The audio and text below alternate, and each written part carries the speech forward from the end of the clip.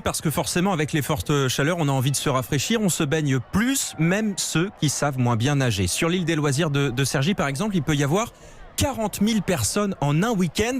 Autour de l'étang principal, les sauveteurs veillent au grain, mais ça ne suffit pas toujours, explique Gérard Saint-Bille, le président de l'île de loisirs. En termes de noyade, ce qui est beaucoup plus inquiétant pour nous, c'est tous ceux qui veulent transgresser les règles et qui veulent aller se baigner dans les autres étangs qui, eux, ne sont pas adaptés à la baignade et sont même interdites. C'est pour ça qu'on met en place des dispositifs nouveaux comme la vidéosurveillance qu'on a mis il y a 2 ans, comme cette année le nouveau drone avec haut-parleur qui permet d'aller dire aux gens très rapidement « sortez de l'eau, c'est dangereux ». L'île de loisirs de Cergy-Pontoise possède une baignade aménagée surveillée par des maîtres nageurs. Merci de vous rapprocher d'un accueil pour plus d'informations.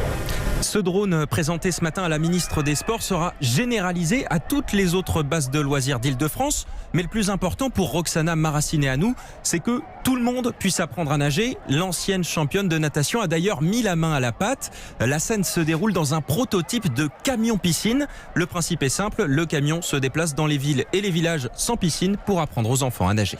Eh super, lève tes mains maintenant. Tu fais la même chose et sans toucher. Voilà. Vous donnez des petits conseils de natation, Madame la ministre ? Bah oui, je suis maître nageur, hein, donc je sais faire. Et il est capable de flotter maintenant dans un endroit où avant il n'avait jamais mis la tête dans l'eau.